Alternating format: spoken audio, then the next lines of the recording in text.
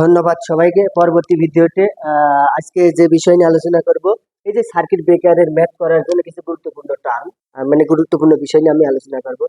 প্রথমে বলা হয়েছে যে 1 নম্বরে rate of rise of restriking voltage. এই rate of rise of restriking voltage বলতে কি, এরকম একটা যদি সার্কিট ব্রেকার থাকে, এই সার্কিট ব্রেকার যখন ওপেন হয়, যখন সার্কিট ব্রেকার ওপেন হয়, এই সার্কিট ব্রেকারের কন্টাক্টের আড়াআড়িতে যে ভোল্টেজটা বৃদ্ধি পায়, মানে ভোল্টেজটা বৃদ্ধি পায় বলতে কি, যেটা প্রতি মাইক্রো সেকেন্ডে কত কেভি মানে বৃদ্ধি পাচ্ছে এই সার্কিট ব্রেকারের কন্টাক্টে, সেটাকে বলা হচ্ছে যে rate of rise of restriking voltage. Rate of rise of restriking voltage সমান পিক রিস্ট্রাইকিং ভোল্টেজ। মানে পিক রিস্ট্রাইকিং ভোল্টেজ বলতে কি বোঝাচ্ছে, যে সাপোজ এই আগে একটা দেখানো হয়েছিল যে এরকম একটা ভোল্টেজ পিক হচ্ছে, হওয়ার পরে এই স্বাভাবিক ভোল্টেজে চলে আসছে, মানে সিস্টেম ভোল্টেজে। তার মানে এই যে ভোল্টেজটা হচ্ছে, এই যে দুইটা আড়াআড়িতে ভোল্টেজ হচ্ছে পিক, মানে ম্যাক্সিমাম যে টু ইএম, এটাই বলা আছে যে পিক রিস্ট্রাইকিং ভোল্টেজ ভাগ time up to first peak. মানে time up to first peak বলতে কি, এখানে যদি ফার্স্ট পিক বলা হয়, এটা একটা সাইকেল হিসাব করা হয়, এই প্রথম সাইকেলে যে কি পরিমাণ সময়, সেই সময়টার কথা হচ্ছে টি ইজ ইকুয়াল টু কত। টি ইজ ইকুয়াল টু কত হয়, টি ইজ ইকুয়াল টু হয় 1/2 FM, মানে ন্যাচারাল ফ্রিকোয়েন্সি। এটা ওইটা আমি পরে দেখাচ্ছি। পরবর্তীতে বলা হচ্ছে যে কারেন্ট শপিং। কারেন্ট শপিং বলতে কি বোঝাচ্ছে, যে স্বাভাবিক কারেন্ট শূন্যে পৌঁছানোর পূর্বে কারেন্ট বাধার যে ধারণা, মানে কারেন্টের যে বাধার ধারণা, মানে স্বাভাবিক কারেন্ট শূন্যে পৌঁছানোর পূর্বে এই যে সার্কিট ব্রেকারের কন্টাক্ট আছে, এই কন্টাক্টের আড়াআড়িতে যে কারেন্টের যে বাধা দিচ্ছে, এটাকে বলা হচ্ছে কারেন্ট শপিং। কারেন্ট শপিং এর বিষয়টা যদি একটু বলি, তা আমি এই রেট অফ রাইজ,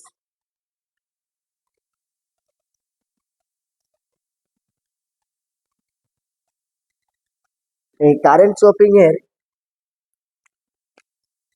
মানে এরকম একটা সোর্স পয়েন্ট আছে, তারপরে ইন্ডাক্টর পুরো লাইন ধরে কি ইন্ডাক্টর আছে, ইন্ডাক্টর থাকার পরে এই এলাকায় সার্কিট ব্রেকার, সার্কিট ব্রেকার থাকার পরে সাপোজ এই যে সার্কিট ব্রেকার আছে, এই সার্কিট ব্রেকার একটা ওপেন হয়ে গেছে, ওপেন হওয়ার পরে এই যে ফল্টের কারণে, যখনই ফল্টের কারণে হয়ে গেছে, তখন কি এখানে একটা ক্যাপাসিটার ফর্ম করেছে। ক্যাপাসিটার ফর্ম করলে এখান থেকে ই ভোল্টেজ আসছে, আর এল এল আর এল সি। তার মানে একটা লাইনের, এই লাইনের যে ওই যে ইয়ে, এই এক্স এল এবং এক্স বি যখন সমান হচ্ছে, মানে এখান তোর যতটুকু এনার্জি চার্জ হচ্ছে সার্কিট ব্রেকার ওপেন করার সময়, এখানেও সেই পরিমাণ কি চার্জ ওপেন আছে। তার মানে বলা হয় যে ইন্ডাক্টর এনার্জি সমান ক্যাপাসিটর এনার্জি। মানে এখানে যতটুকু চার্জ হচ্ছে ওইটাই হলে কি ক্যাপাসিটর হলে এটা আসলে, কারণ যখনই ফল্ট হচ্ছে, এই ফল্ট হওয়া মানে কি, এটা গ্রাউন্ডে ফল্ট আছে, তারপরে গ্রাউন্ডের সাথে একটা কি ক্যাপাসিটর ফর্ম করছে সার্কিট ব্রেকার ওপেন করার সময়। এই মুহূর্তে হলে যে, এই মুহূর্তে তোমার মনে করো যে এই যে হাফ ইন্ডাক্টরের এনার্জি সূত্র কি, ইন্ডাক্টরের এনার্জি সূত্র half L I square is equal to half C V square. মানে সিস্টেম ভোল্টেজে তার ভি স্কয়ার। তার মানে এই এখানে যে আইটা কি, এই ইন্ডাক্টরের কারেন্ট। তার মানে কি, এই স্বাভাবিক কারেন্ট শূন্যে পৌঁছানোর পূর্বে যে কারেন্টের একটা বাধা যাচ্ছে, তার মানে সেটা হলো কি কারেন্ট শপিং। এই আইকেই মনে করো যে তোমার মনে করো যে কারেন্ট শপিং বলা হচ্ছে, এটা আইকে বলা হচ্ছে কি কারেন্ট শপিং।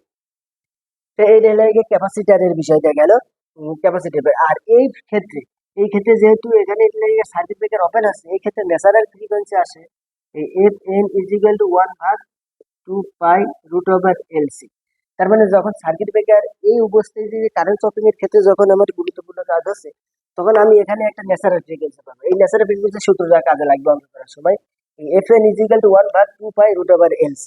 এবার তার পরবর্তীতে আসলো যে এই রেজিস্ট্যান্স সুইচিংটা কি, যে রেজিস্ট্যান্স সুইচিংটা আমি একটু দেখে দিচ্ছি।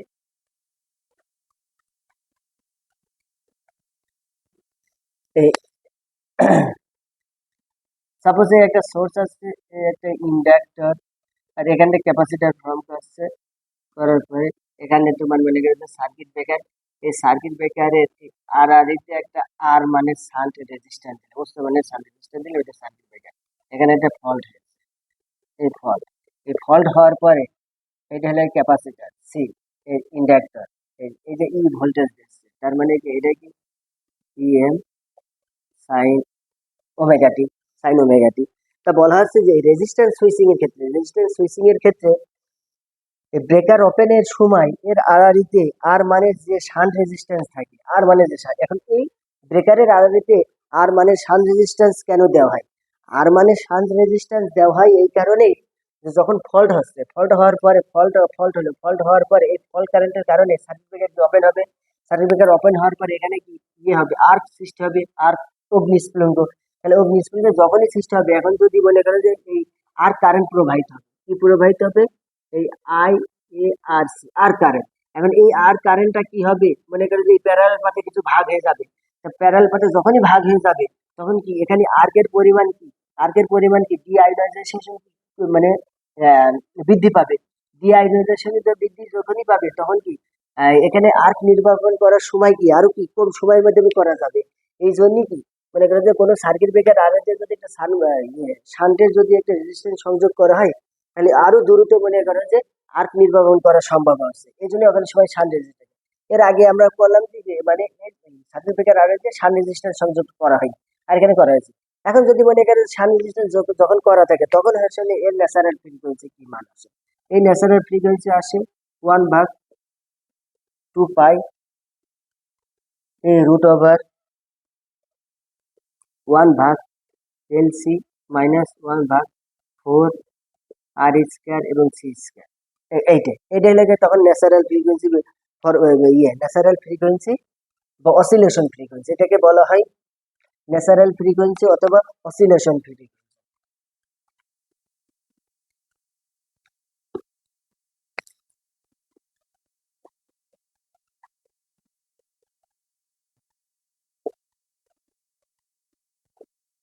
বা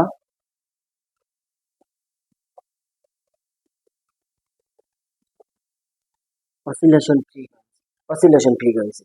এই অসিলেশন ফ্রিকোয়েন্সি সমান কি? Oscillation frequency is equal two হলে গিয়ে 280। মানে এই টিটা কি মনে করেন যে এই ফার্স্ট পিকে পৌঁছাতে যে সময়টা হিসাব করা হচ্ছে, এই ফার্স্ট পিকে পৌঁছাতে যে সময়টা আছে রিস্ট্রাইকিং ভোল্টেজটা মানে রিস্ট্রাইকিং ভোল্টেজটা কি একটা ট্রানজিয়েন্ট ভোল্টেজ, এই ট্রানজিয়েন্ট ভোল্টেজ পৌঁছাতে যে সময়টা নেওয়া আছে সেটাই কথা বলা হচ্ছে। পরবর্তীতে বলা হয়েছে যে ব্রেকিং ক্যাপাসিটি। আসলে ব্রেকিং ক্যাপাসিটিটা কি সেটা নিয়ে আলোচনা করব। এই যে ব্রেকিং ক্যাপাসিটি, এই যে সার্কিট ব্রেকারের ভ্যালুকে অঙ্ক করার জন্য এই যে ব্রেকিং ক্যাপাসিটির কথা বলা হয়েছে। এই ব্রেক মানে কি, এটা সার্কিট ব্রেকার আসলে ওপেন করার মুহূর্তে যে একটা ক্ষমতা সেটা একটা বলা হচ্ছে। ক্যাপাসিটি মানে কি ক্ষমতা, আর ব্রেক মানে কি সার্কিট ব্রেকার ওপেন করার মুহূর্তে এখন কোন সময় ওপেন করবে। এটা বলা হচ্ছে যে ফল কারেন্টের সময় ফল কারেন্টের আরএমএস ভ্যালু যা সার্কিট ব্রেকার ওপেন করতে সক্ষম এবং রিকভারি ভোল্টেজ।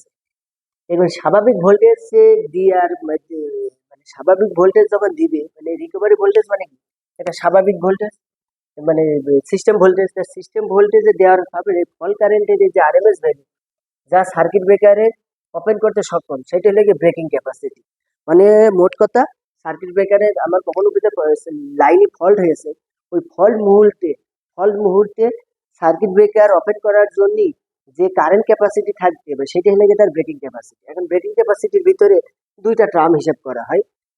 এই ফল্টের সময় একটা হলে গিয়ে maximum value of AC component মানে এসির ক্ষেত্রে, আর একটা হলে গিয়ে ডিসি। মানে এখন প্রশ্ন আসতে পারে যে আসলে আমরা তো এখন এখানে এসি কাজ করছি, মানে এসি যেহেতু এসি সার্কিট ব্রেকার ব্যবহার করা এসি সার্কিটে, তাহলে ডিসি কম্পোনেন্টের একটা ব্যাপার আসলো কিভাবে? ডিসি কম্পোনেন্টের ব্যাপার আসার কারণ হলে কি ডিসি জিনিসটা সম্পর্কে বুঝতে হলে আগে ডিসি সম্পর্কে ডিসি সিস্টেম হলে গিয়ে যদি ভ্যালু সমান থাকে, টাইম যদি পরিবর্তন হওয়ার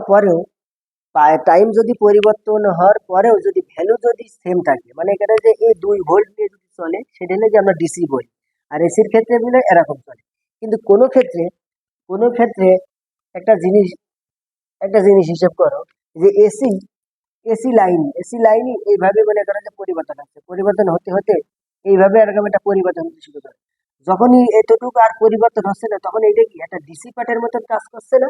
তার মানে কি সার্কিট ব্রেকারে এসির ভিতরেও কি একটা ডিসি পাওয়া যায়।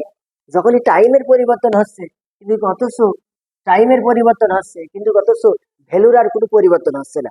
ভ্যালু যদি পরিবর্তন না হয় সেটাই তো ডিসি। যেরকম আমাদের যে ব্যাটারি সেলগুলো থাকে, ব্যাটারিতে কি করা হয়, ব্যাটারিতে লেগে 2 ভোল্ট, ওই 2 ভোল্ট মনে করেন যে সারা জীবনই থাকবে। এই জন্যই তো তাকে ডিসি সেল বলা হয়, ডিসি ব্যাটারি বলা হয়। ও দুই যদি পরিবর্তন হতো তাহলে সে ডিসি দেখতো না, এসি হয়ে যেত, এরকম একটা ব্যাপার। তার পরিবর্তিতে বলা হচ্ছে যে সিমেট্রিক্যাল এলাকে breaking current. Symmetrical breaking current কি? মানে এই মানে ইয়ে সিমেট্রিক্যাল শব্দের অর্থ হলো গিয়ে সমানভাবে, মানে সামঞ্জস্য, সামঞ্জস্য রেখে ব্রেক করবে কারেন্টের। সেটা কি হচ্ছে? RMS value of AC component. এটা হলো গিয়ে কম্পোনেন্ট। এই যে RMS value of AC component, আর আমার দেওয়া আছে কি এই যে ম্যাক্সিমাম, তাহলে x/√2। আর এটা হলো কি অ্যাসিমেট্রিক্যাল। অ্যাসিমেট্রিক্যাল মানে অসামঞ্জস্য।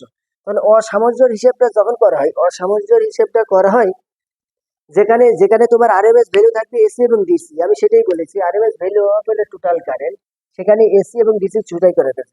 এখন মনে করো যে সার্কিট ব্রেকারের যে রেটিং, এই সার্কিট ব্রেকারের রেটিং বা সার্কিট ব্রেকারের যে ব্রেকিং ক্যাপাসিটির যে ভ্যালুটা হিসেব করা হয়, এক এক দেশে এক এক রকম করা হয়। কোনো দেশে মনে করো যে ইন্ডিয়া এবং ব্রিটেনে কি করা হয়, এই সিমেট্রিক্যাল ব্রেকিং কারেন্টের উপর বেস করে আসলে সার্কিট ব্রেকারটা ডিজাইন করা হয়। আবার এই আমেরিকানরা কি করে, অ্যাসিমেট্রিক্যাল হিসাব করে, যেখানে এসি এবং ডিসি দুটো হিসাব করে। আর এই ইন্ডিয়া, তারপরে ব্রিটেন, এই যে বাংলাদেশের প্রেক্ষাপটে এখানে শুধু সিমেট্রিক্যাল ব্রেকিং কারেন্টের কথা হিসাব করে। মানে দুটা ট্রামের যে কোনো একটা হিসাব করে আমি সার্কিট ব্রেকার ডিজাইন করতে পারবো। ওই সার্কিট ব্রেকার ডিজাইন করলে আমি তার উপর বেস করে আর কি তোমার মোটামুটি আমি ক্যালকুলেশন করতে পারি। এখন ব্রেকিং ক্যাপাসিটি, এখন ব্রেকিং ক্যাপাসিটি গেল, এই যে ব্রেকিং, এটা মুছে দিলাম। এখন এখানে বলা হচ্ছে ব্রেকিং ক্যাপাসিটি।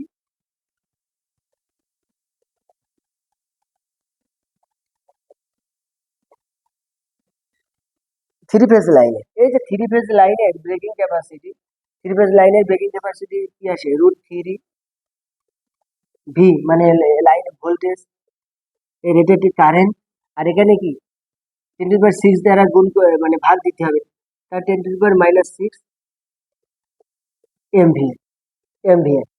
তার মানে ব্রেকিং ক্যাপাসিটির মান এখানে বসালে, আর আমার এখান থেকে বসে এই মানগুলো দেওয়া থাকে, আমি যে কোনো মান নির্ণয় করতে পারবো। এটা গেল তোমার মনে করো যে ব্রেকিং ক্যাপাসিটির হিসেবটা, যে ব্রেকিং ক্যাপাসিটির আসলে কি হিসেবটা করা হয়। এই মানটা আসলে যে এমবিএ, কারণ এটা তো বড় বড় হিসাব, তো যার কারণে এই মানগুলো হিসাব করা হয় এমবিটা দিলে কি ব্রেকিং ক্যাপাসিটির হিসাবটা গেল।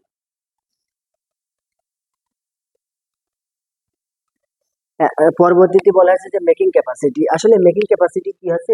মেকিং ক্যাপাসিটি হলো যে সার্কিট ব্রেকারে ক্লোজ হওয়ার পর কারেন্ট ওয়েভের, এই যে আমি এখানে কি এই যে কথাগুলো লিখেছি যে মেকিং ক্যাপাসিটিটা কি, সার্কিট ব্রেকার ক্লোজ হওয়ার পর এই কারেন্ট ওয়েভের প্রথম সাইকেলে, কারেন্ট ওয়েভের প্রথম সাইকেলের সময় কারেন্টের সর্বোচ্চ মান, যা হলে গিয়ে মেকিং ক্যাপাসিটি, কারেন্টের হলে গিয়ে সর্বোচ্চ মান।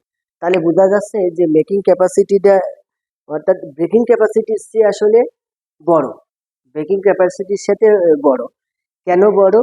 এই যে মেকিং ক্যাপাসিটির এখানে প্রশ্ন থাকে যে আসলে ব্রেকিং ক্যাপাসিটির থেকে এই মেকিং ক্যাপাসিটির মান কি? এই যে symmetrical breaking current, symmetrical breaking কারেন্টের সাথে 2.55 গুণ করার পরেই তো যে মেকিং ক্যাপাসিটি পায়। এই জন্যই প্রশ্ন বলা থাকে যে মেকিং ক্যাপাসিটি মানে ব্রেকিং ক্যাপাসিটির সাথে মেকিং ক্যাপাসিটির মান বড় কেন?